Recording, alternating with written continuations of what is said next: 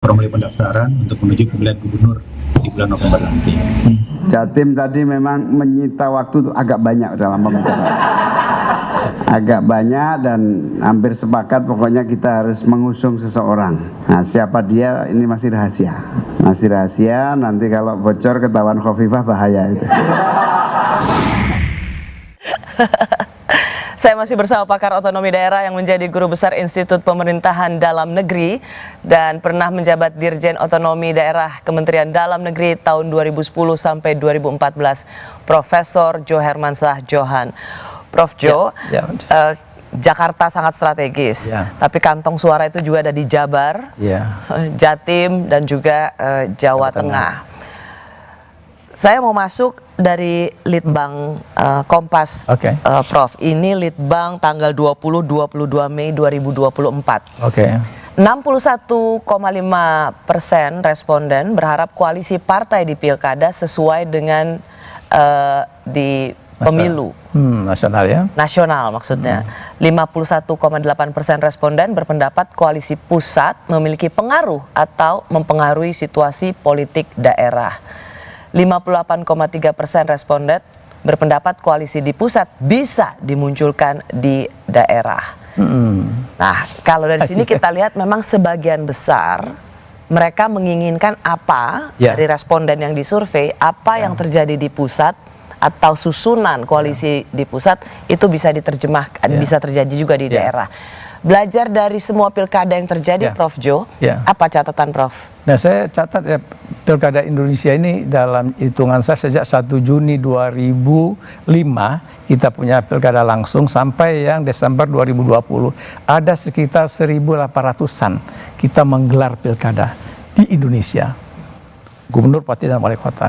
Nah, itu kalau dalam konteks koalisi sulit itu. Koalisi yang ada di tingkat lokal harus disama-samakan dengan koalisi di tingkat nasional. Kenapa? Karena di tingkat lokal itu ada gium yang bilang all local government is unique. Jadi tiap pemerintahan daerah tidak sama. Jawa Timur, secara historis Jawa Barat, itu jarang bisa Jawa terjadi, Tengah, ya? Berbeda. Konstelasi politik, keadaan komposisi kekuatan kepartaian, lalu kultur masyarakat, dinamika yang tumbuh dan berkembang. Ada yang memang selalu akur, ada yang tidak akur. Misalnya kan nggak bisa dibuat satu pattern di tingkat nasional kemudian harus juga dicetak birukan turun ke bawah. Di situ itu Prof, tantangannya. Prof, kalau misalnya pilkada serentak 1 tahun dengan 3 model pemilu, pilpres, pileg dan kemudian pilkada. Tadi Prof sudah menjelaskan bahwa niatnya itu supaya antara presiden dan kepala daerah memiliki rencana pembangunan menengah dan jangka panjang yang inline. Ya, betul. Jadi kalau model pemilu serentak ini dibikin untuk supaya pembangunannya sama atas sampai pusat sampai daerah, maka koalisi yang terjadi di pilpres itu memang sebaiknya juga terjadi di pilkada dong, supaya pembangunan yang dicanangkan pemerintah pusat itu bisa dijalankan atau dikawal di pemerintahan daerah, gitu dong. Itu betul, idealnya kan seperti itu. Jadi pusat punya kebijakan pembangunan, misalnya program strategis nasional, lalu itu didukung oleh daerah.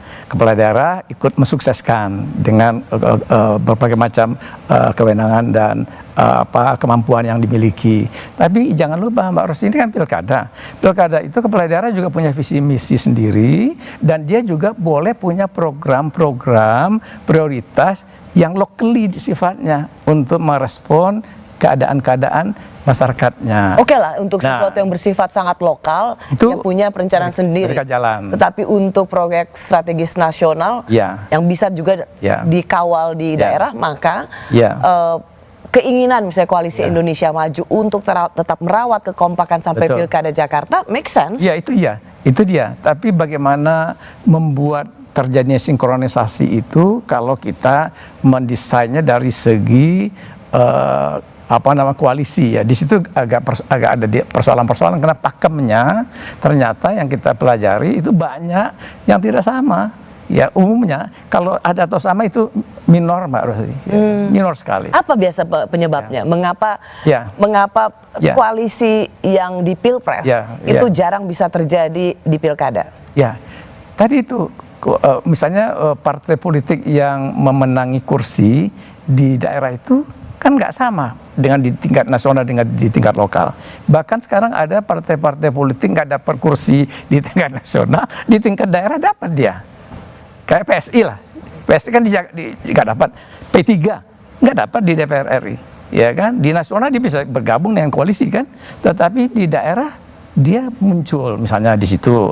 Nah, lalu kemudian juga yang mapan pun partai-partai yang established, yang mapan pun kecenderungan mereka berkoalisi itu sudah ada keunikan-keunikan masing-masing. Kami PKB lebih prefer dengan partai A, bukan dengan partai B, gitu loh ya kan. Nah, ada kebiasaan tradisi, ya kan, yang mereka nyaman. Ya. Nah, itu kan bagaimana merombaknya kalau pusat mau memaksa atau kekuasaan teman-teman yang ada di nasional ini mau menurunkan sama. Nah, kalau untuk seluruhnya saya kurang yakin bisa 545. Tapi kalau targetnya cuma 10, 20, jangan-jangan itu masih bisa didapat ya. Oke, Ya. jadi keinginan supaya Kim ini tetap kompak paling tidak tempat-tempat strategis untuk kantong-kantong suara nanti. Ya, itu harus ada effort yang kuat juga dan pengawalan. Prof, ada pertanyaan yang juga ingin saya tanya ke Prof. Jo. Dulu kita di Pilkada itu kita seru karena ada nama-nama tokoh lokal yang kita anggap kita punya faith, kita punya harapan pada mereka. Betul. Dulu Surabaya berubah karena di tangan Ibu Risma sebagai wali kota. Ada nama Azwar Anas yang mengubah Banyuwangi. Betul. Ada nama Bupati Bantaeng yang sukses. Nurdin Abdullah. Dr. Nurdin Abdullah kemudian jadi gubernur, sayang kena kasus korupsi. Banyak kita punya fit, tentu saja ada Pak Jokowi ya. Nah, kenapa sekarang rasanya nama-nama pemimpin daerah itu malah lebih shortlisted, lebih sedikit ya? Padahal kita punya ratusan pilkada. Kenapa itu tidak membuat kita punya banyak harapan pada munculnya tokoh-tokoh lokal yang bisa menjadi tokoh-tokoh nasional? Nah gini Mbak Rosi, jadi kalau orang-orang bagus itu kan rata-rata tidak mudah untuk bisa dipinang oleh partai politik. Nah jadi partai lebih suka cari orang-orang yang menjadi grupnya, kelompoknya. Terutama sekarang kan zaman pilkada yang mahal sekali ongkosnya ini. Jadi yang punya logistik itulah yang lebih didahulukan ketimbang orang yang punya kapasitas. Jadi kalau yang punya kapasitas itu kan kebanyakan orang-orang independen, ya orang di luar partai. Nah, Ridwan Kamil, RK kan itu orang awalnya kampus ya, orang kampus dulu. Risma birokrasi, ya bukan orang politisi. Nah itu salah satu juga kesulitan. Di samping itu jumlahnya nggak banyak juga kalau kita pelajari. Dulu justru sebenarnya juga nggak banyak. Nggak banyak. Jadi karena dulu udah sedikit, sekarang makin sedikit dah. Wajar aja. Karena dulu nggak sampai 10 jari juga. Kita hitung orang-orang yang hebat itu. Setiap tahun kan diberi penghargaan tuh ada evaluasi penyelenggaraan pemerintahan daerah kayak Pak Jokowi pernah dapat penghargaan dari Kemendagri ya. Nurdin Abdullah juga pernah dapat. Itu contoh-contoh. Dan kemudian ada Bupati Jembrana dulu juga terkenal. Betul. Itu. Nah ya kan, ya banyak lagi yang lain. Tapi itu kita hitung nggak sampai habis 10 dan tambah jari kaki udah selesai. Padahal daerah otonom kita kan 500-an jumlahnya. Nah, ini akan menjadi pertanyaan selanjutnya, Prof. Jo. Begitu banyak kita melakukan atau menyelenggarakan pilkada lebih dari 500 dan itu melahirkan pemimpin-pemimpin lokal, tetapi kenapa nama-nama itu tidak pernah menjadi harapan bagi bangsa Indonesia? Kami kembali sesaat lagi.